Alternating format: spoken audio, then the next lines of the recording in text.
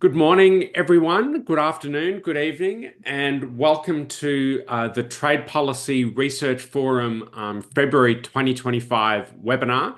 My name's Ben Shepherd. I'm here with my co-founder, Hannah Norberg. We've been doing TPRF since 2020. We're really happy to be in our fifth year. And this is a great session. We're going to be talking about a really important policy issue and getting some new research, which is exactly what we want to be doing here at the forum. If you're joining us for the first time, the Trade Policy Research Forum, as the logo suggests, is about building bridges. We like to build bridges between research and policy. That is to say, to take really good, well-founded research and turn it into policy implications and recommendations. We like to build bridges among the different parts of the trade policy community, economists, political scientists, policy specialists, practitioners, and of course, we like to build bridges between some of the centers of trade policy around the world, Brussels, Geneva, for better or worse, Washington, D.C., and other parts of the world where people are really interested in trade policy, but may not necessarily have access to lunchtime seminars and all these great things that we get in the global centers of trade policy. So that's what we're trying to do. Thank you very much, everyone, for being with us. A couple of suggestions for the session today. We're going to have a main presentation by Marcelo Dolabella from IADB, who's going to be talking about the impact of voluntary standards on agricultural exports. We'll have discussion comments from Emilia Lamonaca from the University of Foggia.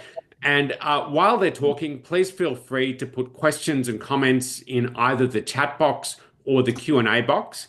And Hannah and I will take those and put them into the Q&A session at the end of the session. We're hoping to have plenty of time for Q&A at the end. Of course, TPRF is not just a webinar, it's also a community. So please check us out on LinkedIn. We have a LinkedIn group that is 4,000 or 5,000 members now, so please join that. You can continue the discussion with our presenters after that. And of course, you'll see a screen at the end of the webinar that will bring up our mailing list. Please do join the mailing list. It's the best way of keeping in touch with what we're doing. So with that, that's a little bit of information about the forum. Thanks again for being with us. And I'll hand over to Hannah to introduce our speakers. Well, Ben, you already did that because you were on a roll. So you already did that. But they're so awesome. They definitely can use it again. So we've got Marcelo Dolabella, who wrote a paper on this. And so this is actually a sort of pre-published paper. And so he's definitely in the market for some comments here from he's from the Inter-American Development Bank. And Emilia, she's a returning customer because happy customers come back. So from University of Foggia, that's my pretend Italian. So we're very grateful to have them here. Two things are really important for all of those who are coming in. Well, three things actually. TPR Forum website. If you go to our website, you'll find the recordings of all the previous webinars that we've had.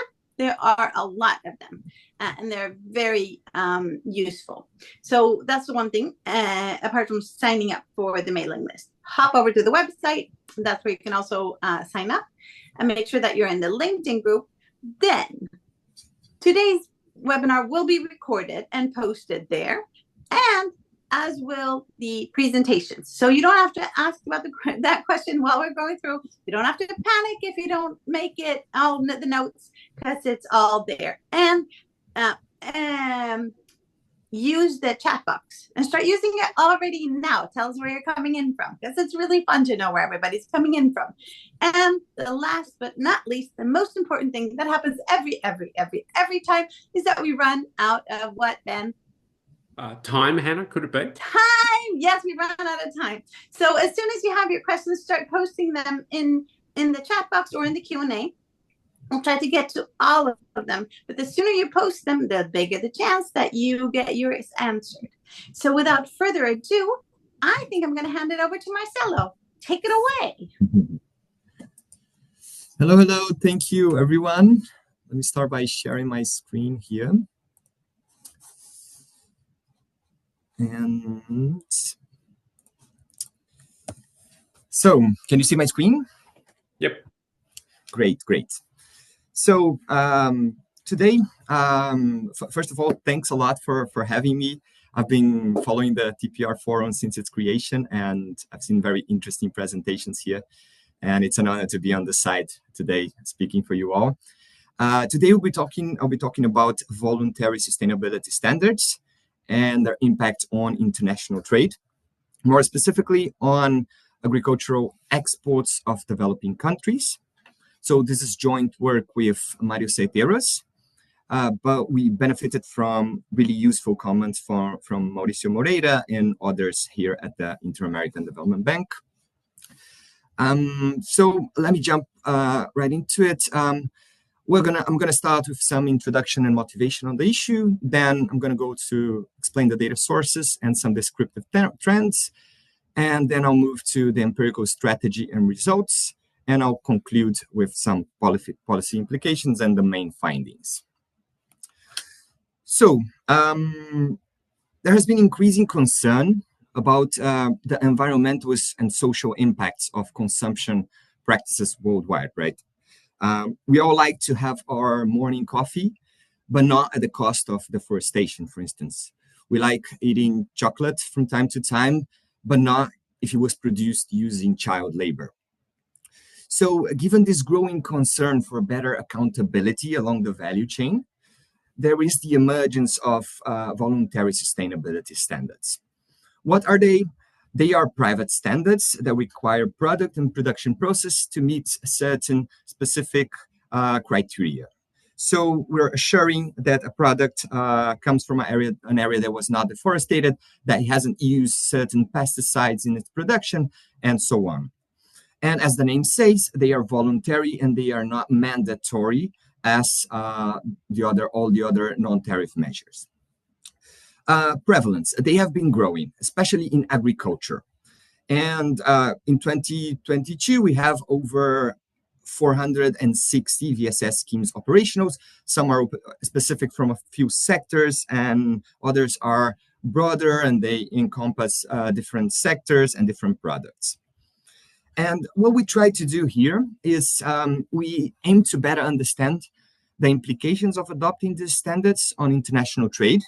This is crucial given its recent surge, right, in the past 2 decades. And this is particularly important for developing countries, where trade has served as a driver of economic growth and where the agricultural sector plays an important role in the economy, making up a large share of jobs and a large share of exports as well. But theoretically speaking, how do we expect VXS to affect international trade? So we can think of this, there might be 2 kind of forces acting here. The forces that promote trade. So if I'm a tea producer in Sri Lanka, for instance, and I am certifying my production with a certain standard, they might require me to implement better agricultural practices, which could boost my productivity. This will allow my product to have a better quality. I'll get some price premiums on this. We might reduce information asymmetries, lower transaction costs, and also access more markets because of this standard. But on the other side, we might also have these certifications comes at a cost. Producers need to pay a cost to certify, and sometimes they need to do changes to their production process. So there are compliance, implementation, and monitoring costs, and sometimes this might cause them to exit the market if they are not able to comply with this. With such standards, with such costs, right? So in the end of the day, we're talking about here, this is an empirical question, which of these forces are tipping the scales? And that's what we want to try to answer with our analysis here. A brief overview on the literature. The empirical literature has focused primarily on public standards, the non-tariff measures, with much less studies on the impact of VSS adoption. But we can split the VSS literature into 2 streams. I would say the more micro analysis, which go deep into a country and a specific standard, and then compares producers which certify and producers which don't certify, and then try to find an effect of VSS adoption. And the other stream of literature, which is the one that we follow, is we are comparing difference of VSS adoption across countries, right? So we are contributing to this. Our analysis is at the 6-digit level of the harmonized system, where there are other studies that I listed here that implemented a similar approach. But we are the first one to consider the largest number of certifications in a single studies. We are considering 12 certifications together. Most of them focus on only one certification and 1 or 2 products, for instance. So our contribution to the literature, we're increasing a sample with more commodity certification in years, and we're also exploring different heterogeneity in this data. And in general, what can I say? The literature finds some positive effects of VSS, and that's what we also find. If you need to leave the presentation early, I'm going to give you the main findings of this paper.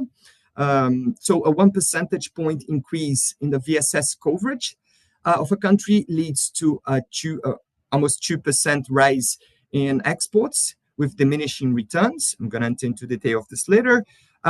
Trade gains are coming mostly from trading bananas, palm oil, tea, and cotton. And commodities closer to final consumption also observe larger trade effects. Another interesting thing that we find is that export effects are larger when exporters from low-income countries are exporting to high-income markets, suggesting that VSS is helping to bridge institutional gaps. We're also the first to observe empirically that VSS proliferation, the multiple choices available for consumers, reduces the trade enhancing effects of VSS. And we also find that there are larger benefits when there is less saturated markets of VSS. So whenever there's already a lot of products certified, increasing your certified area won't add much in terms of trade effects. So let me go through the data and some descriptive trends here. So we gather data from the Research Institute of Organic Agriculture and the ITC. So what they do basically is they gather this data from each of these certifying bodies.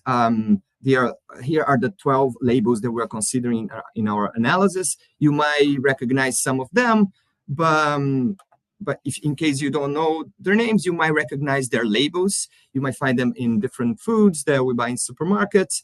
And what they're assuring basically is that a certain criteria were met in order to produce this product. And we are analyzing them across a set of 8 commodities, and bananas, cocoa, coffee, cotton, soybeans, sugar cane, and tea. Our variable of interest here is going to be the coverage ratio of VSS. That's the percentage of a country's total area harvested that was harvested under these VSS standards. So if none of the production of country A is certified, the VSS coverage is going to be 0. If all of the production is under these best practices, my coverage ratio is going to be 100. And there's 2 issues with the data set. No data is perfect. So unfortunately, we cannot discern, we cannot differentiate whenever identify producers or how much of the production was certified more than once. So for this case, we follow the approach in the literature from Bemelmans, and we calculate the minimum level of certified production area that's going to be the coverage of the most widespread VSS.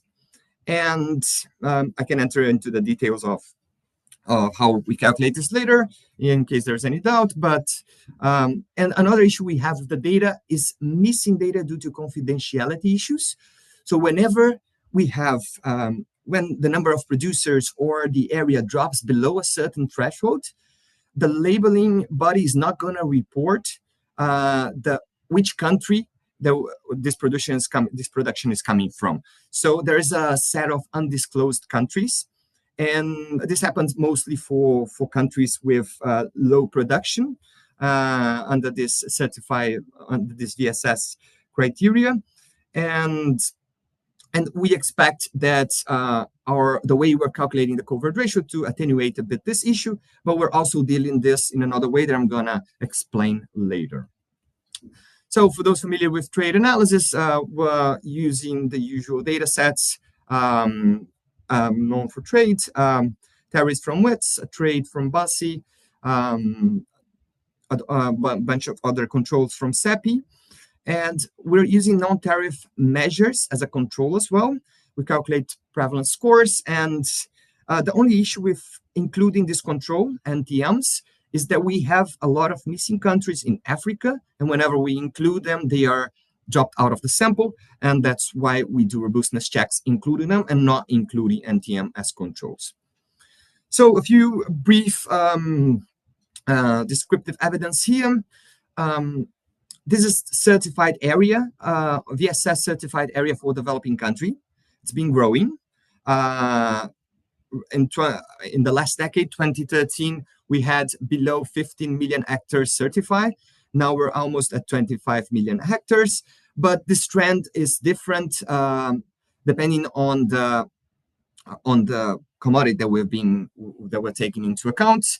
And on the right-hand side, for instance, we have the coverage ratio for different commodities. For instance, the first bar relates to tea, and we're saying that a third of the global production of tea is certified under these best practices. But for bananas, for instance, only 3% of the banana production is certified with these labels. As descriptive evidence here, as an example, I'm just going to show this variable varies by country, of course, and then we have the spatial distribution here for the certifications of cocoa in 2021. So all the gray countries are not producing cocoa, so they are not in the sample, and all the remaining they are producing, and they have different coverage ratios of VSS in cocoa, for instance.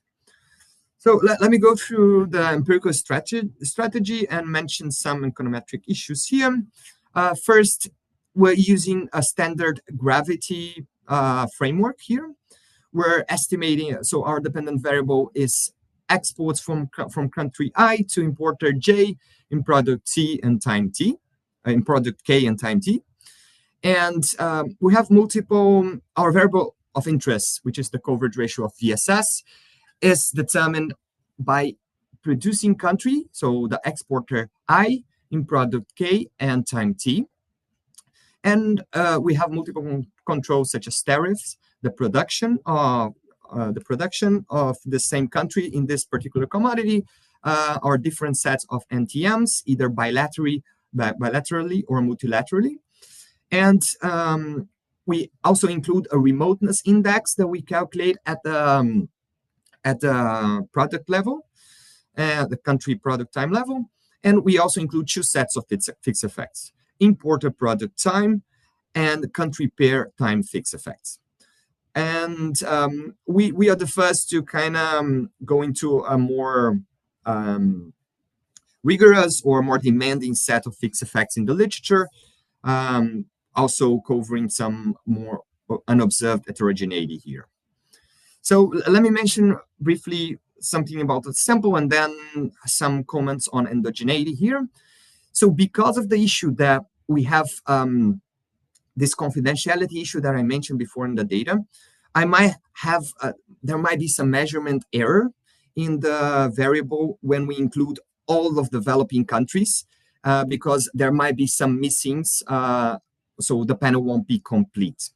So what we do here, we try to refine our sample to all countries that have a global production larger than 0.5, that their production represents more than 0.5% of the global production in the period.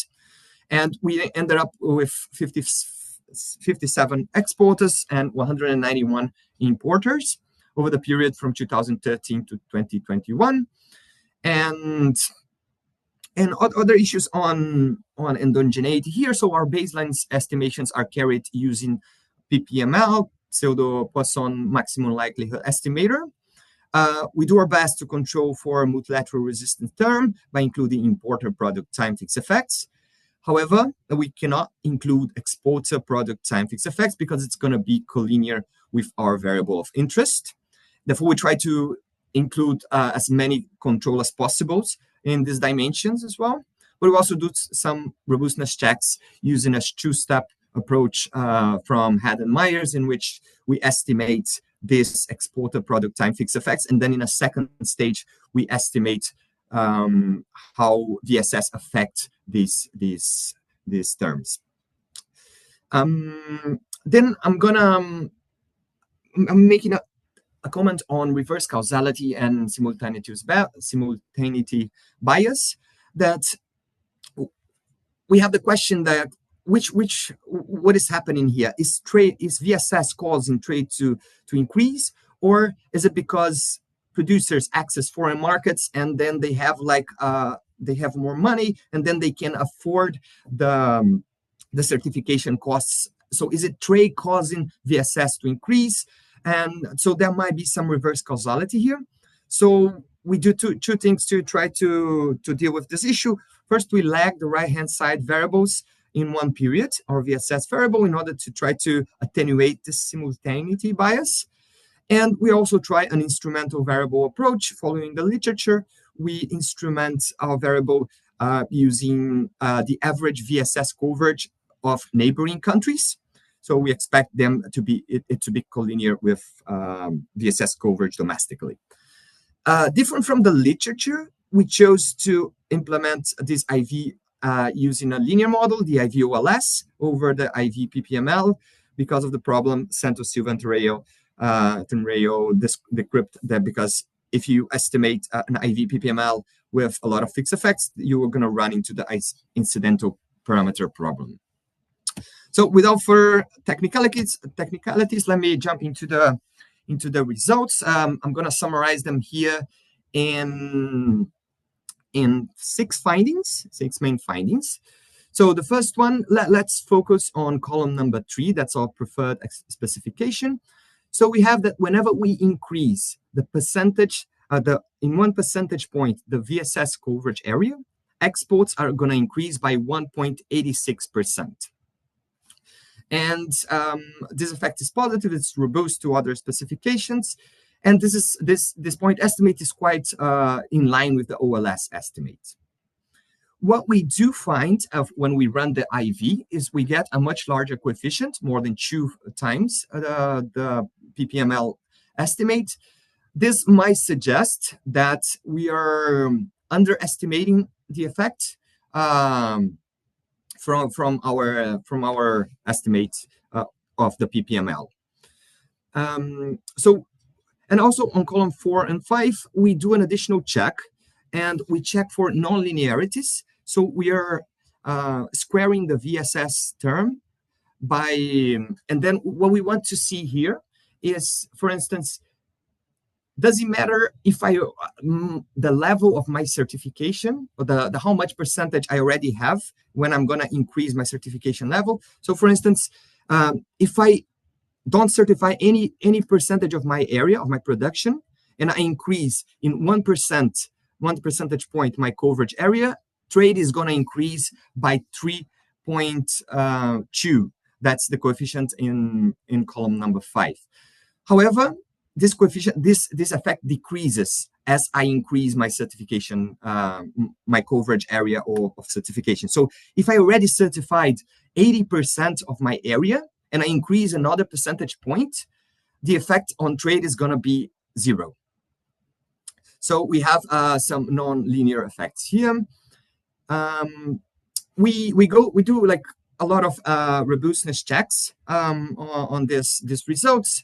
We do a sensitivity analysis to the different set of fixed effects. We try a different functional form just by increasing 1% the area of VSS, how much it affects exports. we run this in alternative samples and using weights as well. And we also do this robustness check on the two-step method by Hedemeyer. And I'm going to skip this for interest of time, but I'm happy to return if any doubts appear. So I'm going to finding number 2 here. I'm sticking with the PPML, or preferred specification. And I observed that trade, that increasing 1 percentage point the coverage area of banana, palm oil, tea, and cotton, increased trade by these effects are robust, and they increase, for instance, for banana, increasing 1 percentage point the coverage ratio. I'm going to increase expo by 4.2%. For the case of soybean, you might wonder, we got like a really big coefficient. There might not be the issue, and with a big coefficient with a huge standard error as well. So there's a lot of uncertainty on this estimation, and this is not robust if we check the other estimations. Our explanation for this is that we have this market of soybean is concentrated when we filter for the producers with more than 0.5% of the global production. So this is concentrated, and we're also dropping big players like the US, for instance, that is not considered a developing country.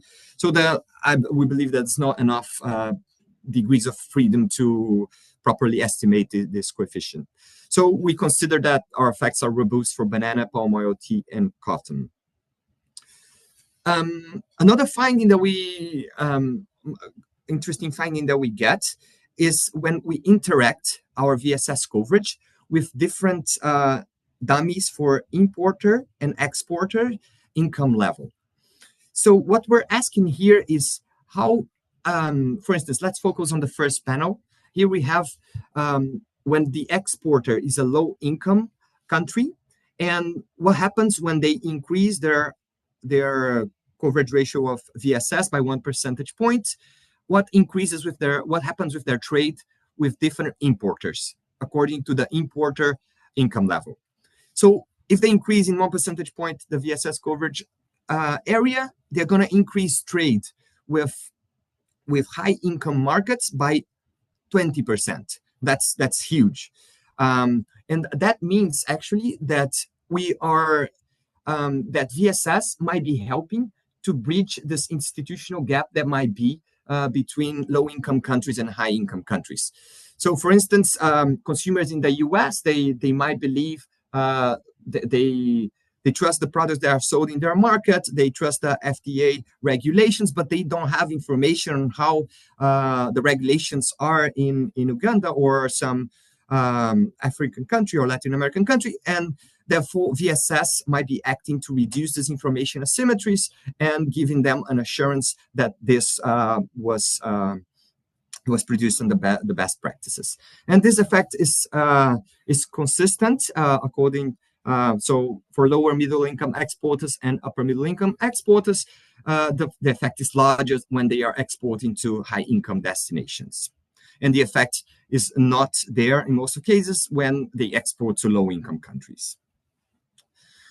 Main finding number 4, we observe that here what we do in the literature, in the theoretical literature, there are some reasons to believe that whenever a producer is faced with many options from VSS, they don't know which one to pick, and sometimes they pick one, but then it only accesses a certain part of the market, and in order to reach another supermarket chain, they have to go through another certification, and therefore there might be double costs associated when there's a lot of choices.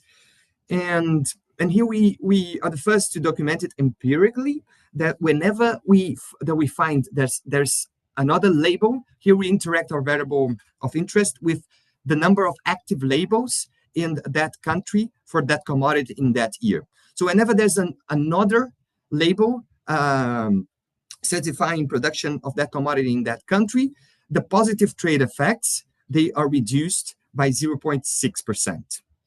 And so we are kind of the first to document this. This effect is robust for for a sample of top producer, but when we include all developing countries, the effect is not there.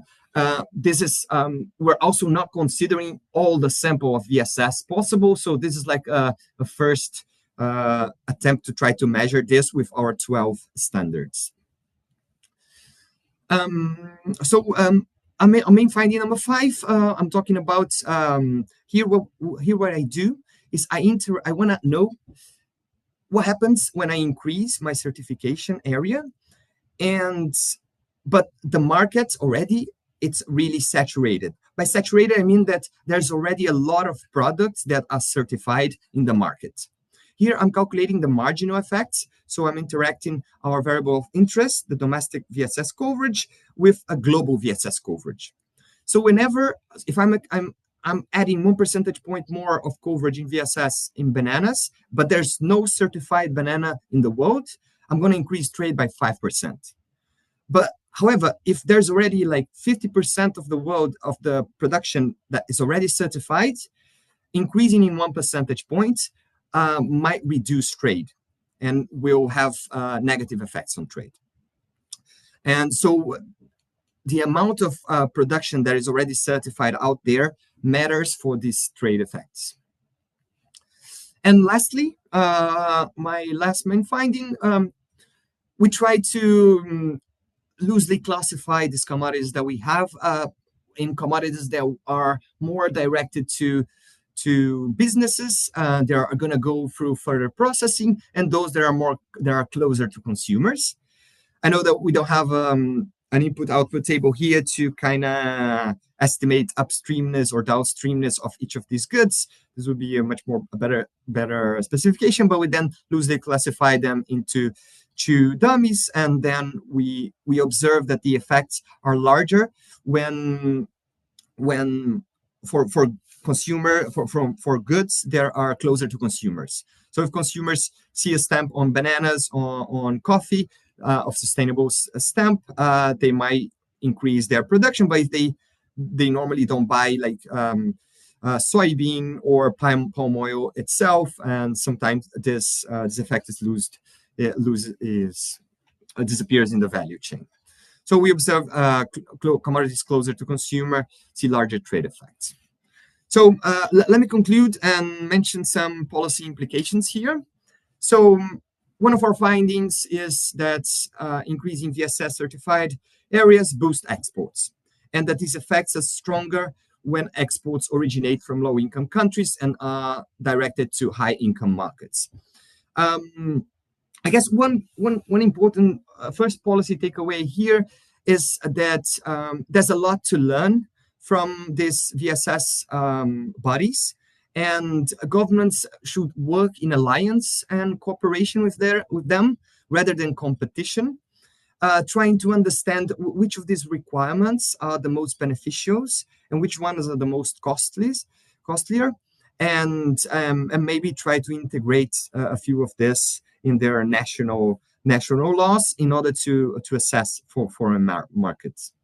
And this would also this is super relevant now that developed countries are imposing regulations related to standards, such as the EU deforestation-free regulation that's being currently discussed, and that has caused a lot of fuss in the developing world of how to really comply with this regulation. So there's a lot to learn from these VSS schemes. We also observe that proliferation of VSS reduce trade effects. So we want to avoid here this duplication of costs, and a way forward is to coordinate minimum standards, either by establishing common frameworks through meta regulators like the ISO, or to try to harmonize some sustainability standards in order to avoid this double cost somehow. And another approach could be promoting mutual recognition of these agreements. This one example that it's out there, it's the Brazilian Association of Cotton and the Better Cotton Initiative label. So they gather together in order to promote to create a mutual recognition agreement. So in order to avoid this double cost. And lastly, We also observe that trade effects of VSS adoption can be negative when there's a lot of supply in the market of this good, of this certified good, either domestically or globally. So one way that we thought that we could move forward with this is we have a huge, a well-established trade architecture here with a lot of multilateral and bilateral trade agreements. And complying with the best practices for the producer, there's a cost to it, and a certification cost. And a way to compensate the producer for this cost is maybe to give tariff preferences or reduce the tariff for the producer that complies with certain standards. And therefore, they are able to access foreign markets at a more competitive prices. And this could be also the case for NTMs, and also do somehow some mutual recognition of regulation once they comply with this standard within the framework of a bilateral trade agreement or a multilateral trade agreement. Anyway, I'll stop here. I talked too much. Let me thank you all for the attention. I'm happy to hear all your comments and the comments from Emilia. Thank you. Okay, thanks, Marcelo. That's great. It's a really nice paper, nice contribution to this literature. Let me hand over straight away to Emilia for her discussion comments.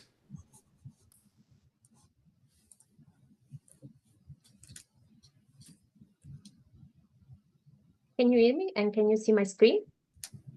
Okay, thank you so much. Thank you, Marcelo, for this insightful presentation. I had the opportunity to read your paper, and everything has been well summarized in your presentation. I will develop my discussion around three main topics, which are the data related to voluntary standards and the comparison with technical measures and non-tariff measures in general, and some implication from your results. Let me move point by point. I will start with the data on voluntary sustainability standards. I see in your paper that you use basically as indicator, the main indicator is the coverage ratio, the share of land cultivated under the certified labels with respect to the harvested area. I appreciated a lot this indicator because it can be provide a concrete effects of the voluntary standards of international trade. However, I also see some limitation in these indicators, obviously because you don't need a clear understanding of this information. You stated in the paper and in your presentation that you cannot understand exactly which is the share of land certified with respect to the total land, especially if you have multiple labels. So I'm wondering whether you can move to other indicators to try to make more robust your results. For instance, I don't know if it's already available, the production, the quantity produced under these certified labels. This could be an opportunity to make a clearer comparison with the trade data. For instance, if those data are available, you can convert them into values and try to understand better which is the implication in monetary terms on trade flows. This could be an option. Another option could be also to exploit the information related to these standards. I appreciate a lot the indicators that you use as a control factor in one of your sensitivity analysis. When you put the number of voluntary standards that certify the products, and you show that when the number of standards increase, the results change.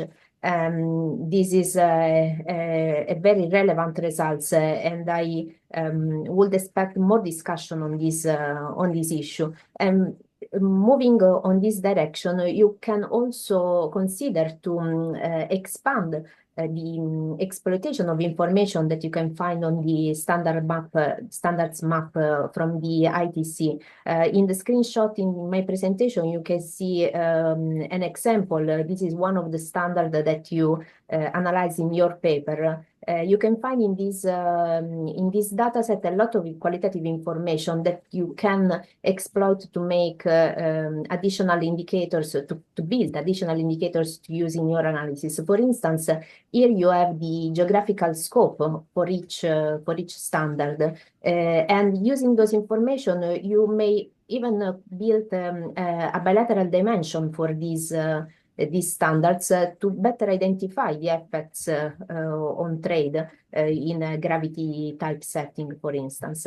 Another option could also be to explore the information on the requirements, the type of requirements, and also on the compliance strategy to build some of the stringency measures to compare voluntary standards and try to understand which one could be more friends or foes for your for trade flows in general. I don't know if you already have explored those options or you may plan to use this additional data.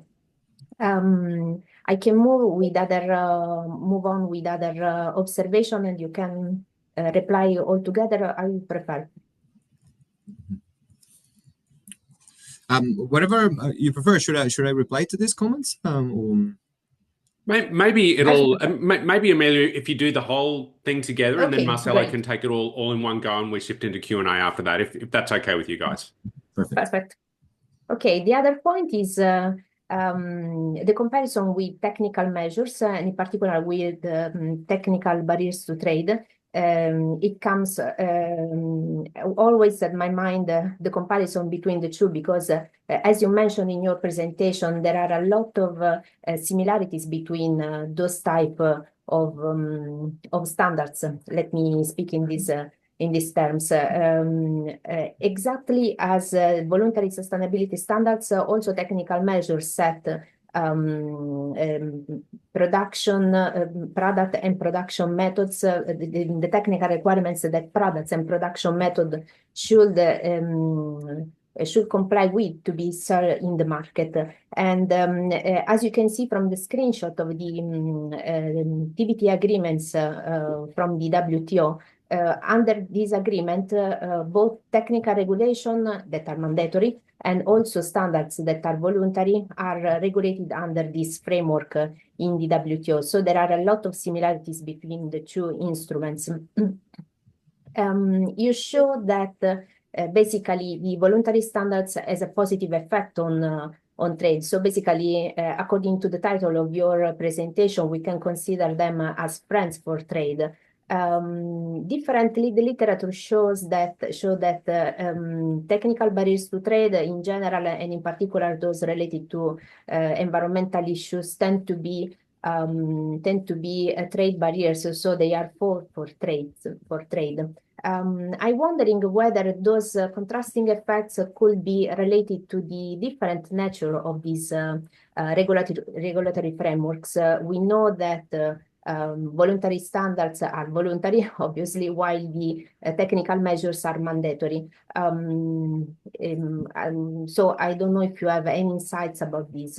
And another similarity that a difference that I found between voluntary standards and technical measures is the implication for the producer. The voluntary standard can be considered as a sort of discriminatory measure because they are voluntary, so not all the producer should adopt them. So can we consider them as a foe for producer, and then for the implication in terms of trade effects? Differently, the technical measures are non-discriminatory by definition, because the TBT agreements from the WTO define them as non-discriminatory, considering that, however, they could have negative effects on trade. And considering this distinction, I have two questions that are very closely related to the first two policy implications that you've shown in your presentation. The first one is suggested to include the voluntary standards within the national regulatory frameworks. But if we include those measures in the national laws, they automatically became technical measures, because each regulatory measures that have potential effects on trade must to be notified at the WTO, so they automatically became a TBT.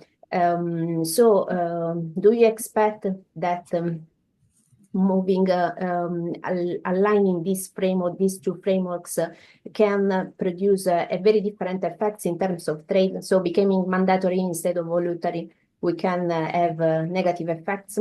And another question is related to the harmonization of these voluntary standards and the possibility to align them to the international standards. This is a very debated topic, both at the policy and at the academic level. It's desirable that in general standards tend to be shared among a lot of countries. So the desire is to make them more likely, more similar to international standards. So do you see any opportunities to improve of improvement in relation to the voluntary standards? And the last point that I would to flag is some implication about your results. One of your main results, in general, you suggest that the voluntary sustainability standards are friends for trade, because overall you find a positive effects on trade. However, you find pro-trade effects for export that come from low-income countries that are destined to high-income economies. Differently, you basically found a null effect when the trade is among countries with similar level of development, in particular between low-income economies. So I was wondering whether those voluntary sustainability standards can create a potential risk of conflicts with some regional trade initiatives, like the agreement between the African countries or the Mercosur, because those initiatives are their mission is basically to foster the integration between developing economies and between countries that are in the global south.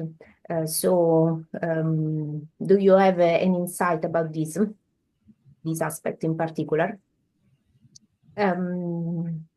That's all. These are my main thoughts. I would be happy to discuss with you further on this. Thanks, Emilia. Those are great comments, and I appreciate that you brought in some of the work on technical regulations as well that you presented a while ago, and that your co-author presented as well. So, Marcelo, let me turn it over to you. Do you want to come back on some of Emilia's comments? Yes. Thanks a lot, Emilia. It's been a lot of comments. Hope I can tackle every one of them. If not, all of them. If not, let me know, and then I'm happy to go again.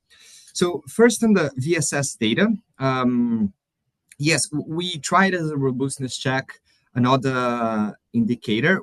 We know that our variable of interest is not perfect, so we cannot know exactly how much. So it's kind of an underestimation, because we're taking only the coverage ratio, the coverage area for the largest certifier. You mentioned about using production data. We found out that in our data set, the missing issue was larger with production data than area harvested. That's why we chose to move on with area harvested. And but yeah, I believe ideally we would need to know like how much of the production is shipped abroad and to which destination they are shipping. But unfortunately, we don't have this information. And you also mentioned the data set of the ITC, the standards map. And I agree, this is a room for future research. There's a lot of information there on each certifying body, on, for instance, foresee, which you showed, and what are the requirements that they use. And there's a lot of qualitative information. So there's a lot of room to turn this information there and to contrast with other certifications and try to do some empirical stuff there. It's a good idea. But as with moving to your comments on TBTs and non-tariff measures and mandatory measures, so there's a lot of heterogeneity within, as you know, TBTs. When we quantify them to quantitative analysis, we ended up we don't know their stringency. We know that there's a regulation, but sometimes it's hard to determine, oh, this regulation is really deterring trade, and this one is positive. But as you mentioned, you in your paper, you observed the trade effects are negative, and you say that we found positive effects and you found negative effects. But we must also remember that TBTs can also be positive, and again, I guess that's a lot of heterogeneity within each measure to kind of try to differentiate them. And you also said, like, the devils are in the details. We mentioned in the end, are VSS friends or foes? The devils are in the details. So they are friends when there's low global supply of it. So if you are an early adopter, you are entering the market. There's a lot of untapped potential there. But then if there's a lot of certifications already in the market, maybe going through all the costs are not going to give you any additional trade gains. So actually, we don't have quite an answer. It depends. but yeah. But on my recommendation, I guess that there is room to turn them into mandatory certain criteria to turn them into mandatory rules. There are some cases, for instance, of Gabon, in which they made their exports of wood conditioning on certification, and by doing so they managed to develop their export market, and exports have been growing since then. But yeah, so this is more on the perspective of such an exporting NTM rather than an importer NTM, as I guess your paper carries. And also, yes, I believe there's room for harmonization of standards, and maybe in trying to understand what I mentioned, which are the criteria that are positive and which of them are more costly, and trying to find those low-hanging fruits in order to reduce the cost for producers. And on the issue of trade diversion, we mostly find for low levels of certification that trade increases with from exports from low-income countries to high-income markets, but there's no reduction of trade when they export to low-income markets as well. So in the end of the day, there's more when there are low certification levels, the effect tends to be positive. But we cannot rule out trade diversion for every country. And in our paper, we observe some kind of trade diversion for the countries in Latin America and the Caribbean. Great, thank you. Very, very good responses. This is a nice discussion. What I'm going to do, we've just got a few minutes left. There are some questions in the Q&A and the chat box. I'm going to group them together into two questions, Marcelo, and see if we can attack them that way. So the first one is a practical question. So we've had a lot of talk about data, and you know, I've done some work on standards as well way back when. I mean, a huge problem is getting the data in exactly the form that we can use to make really sort of nice evidence-based policy recommendations. So there are two kind of questions that come out of that.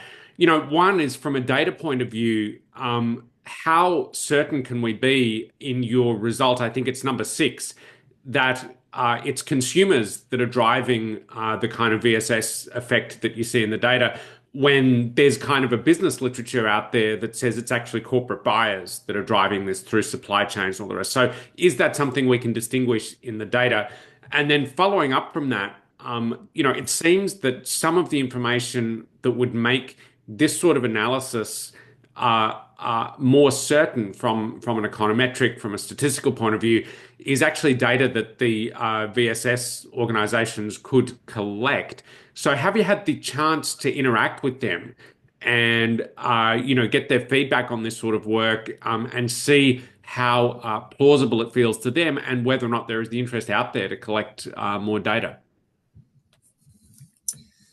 Okay, thanks, Ben. On our result number 6, I guess what we're seeing there, I know this is like somehow of a loosely classification between commodities that appear like bananas that appear to be closer to consumers than other commodities such as soybean that go through more processing, and sugar, for instance. But what I'm trying to say is maybe it's the buyer, it's the corporate that is driving this result. But what I try to classify here is the nature of the product. So Okay. there might be like supermarket chains or coffee producers like Nestle and so on, that they are pushing to this. But when there's less kind of processing in the product, we believe the impact to be a bit larger. But I agree that this is still weak evidence. We would need like much better like data to kind of analyze this. But that doesn't rule out that what's driving this is the business to business relationship. Maybe we should relabel this. And on a second issue, second point, unfortunately, I didn't have the opportunity to talk with these certification bodies. Our relation was mainly with the ITC and FIBO. I did present this in another seminar last year. We talked I talked to someone that was in charge of doing some of these compliances checks and doing this technical assessment if the producer were complying with everything. And what I got from her was that there was really a small supply of technicians to go and assess. So a lot of time they'll have to fly people from countries to different countries to check on this certification if the production's practices were being implemented. And so this corroborates the find that there are still like a lot of high costs to certifications. Thanks. Let me give you now. It's partly a technical question, partly a conceptual question. It's come up in the Q&A. Maybe you can walk us through in a little more detail the argument for exogeneity of your instrument. So, we're talking about identification here. How can we be certain that we're ruling out reverse causality and all these sorts of things? And then there's a suggestion in the chat. When you have a second, you can go and have a look at it. But there might be some natural experiments lurking out there where countries have either gotten this treatment for some reason or they've lost it for some exogenous reason. There's an example of Russia given in the box. That might be an interesting way of extending these results, again, from kind of an identification point of view. So maybe, if you could talk us through the exogeneity argument and sort of how you treat identification in the paper. Perfect. So for our instrument, we do we don't exploit a lot the instrument specification, the two-stage least square, because there's a trade-off there between we're estimating a linear model in the end, and there are issues of estimating linear models for gravity models. They are known in the literature, but also we cannot estimate IV PPML because of the incidental parameter problems.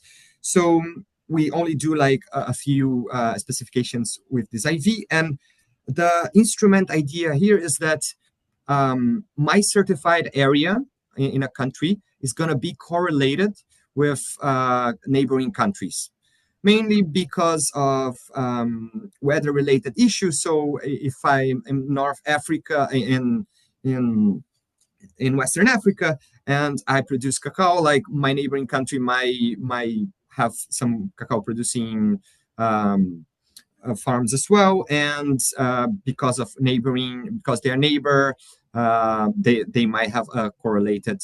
And we have a really strong first stage, which and we reject the hypothesis of a weak instrument, which says that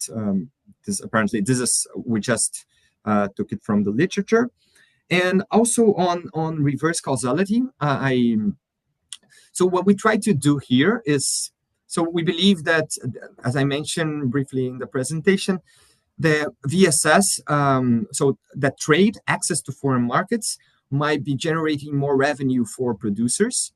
And because they have some more revenue, they can go through the certification costs, and then they can certify their products and then export more. So in the end of the day, so you're actually, trade is causing VSS, then VSS is causing trade again. So we have a reverse causality there. What we try to do here is to lag our independent variable, the VSS, a period prior. So in order not to have this reverse causality, so if we certify our land before, it's not likely that trade in the future period is gonna cause this certified land to increase, and therefore we try to establish a temporal relation here, and we hope this attenuated the issue. And this was how we dealt with simultaneous bias. Yeah. Maybe I can hand over to Hannah for last question. We've run out of time. Hannah, your forecast was accurate. We always run out of time. We always do. As we say in Sweden, wonderful is short, boring lasts a long time. And this was wonderful. And I'm just going to actually sum up because we're over time. So I have a couple of things that I would just like to touch on. So one thing is that we pride ourselves on building bridges, Ben. And in this call, we happen to be fortunate enough to build another bridge. So, for example, Arti Shah was in the bridge. So she is an extremely useful and brilliant expert on tea in Kenya. And then I don't know John yet, but so there seems to be experts on this particular issue that are very hard to find otherwise. So I think that's a super useful way of continuing this conversation, getting into depths and weed that you usually couldn't. So I think that's super cool. To summarize the research, I'd say that the devil is in the detail, whether or not it's a friend or a foe. And the main takeaway here is that we need a lot more research. So for all of those researchers who are sitting there listening, so much work to do. Especially, so for all the things that we've talked about today, but what we haven't talked about specifically is the EUDR. I was in Brussels 2 weeks ago discussing this for a whole week. And the main thing there is that they're shifting the responsibility of that from the exporter and like the certification bodies into the importing firms. And so that completely changes, the setup for that, which I think needs a lot more research on also. And for those who are listening here who are thinking, wow, this looks like a really interesting area to continue this conversation with Marcelo and Emilia on details, but you're also interested in, hey, how do I get started with gravity? We've got you, right, Ben? Ben wrote a really good note on this, and we also, if you look back, so I think that was in January last year, was it, Ben? About a year ago, where we had your webinar, which is super useful. It's inspiring, it's really insightful. So for all of you who really want to dive into deep details into that and get started, I'd say that's the place to go. So that was my 30 seconds wrap up there, Ben. That was perfect, Hannah. And listen, thank you so much, Marcelo. That was a really great paper and a great presentation. Yes, it's lovely to see more work in this area. Thanks, Emilia, for the great comments. I think you've given Marcelo a lot to go home with there. So, he's hungry for comments, and you delivered. So we really appreciate that. Thank you to everyone who tuned in for your comments and suggestions and for your attention. We really appreciate that. Let me give a plug for our next webinar. We'll be back on March 27th with Amita Batra talking about, from JNU, talking about Indian trade policy in the 21st century. And we'll have Amrita Saha, who's been on before, giving discussing comments.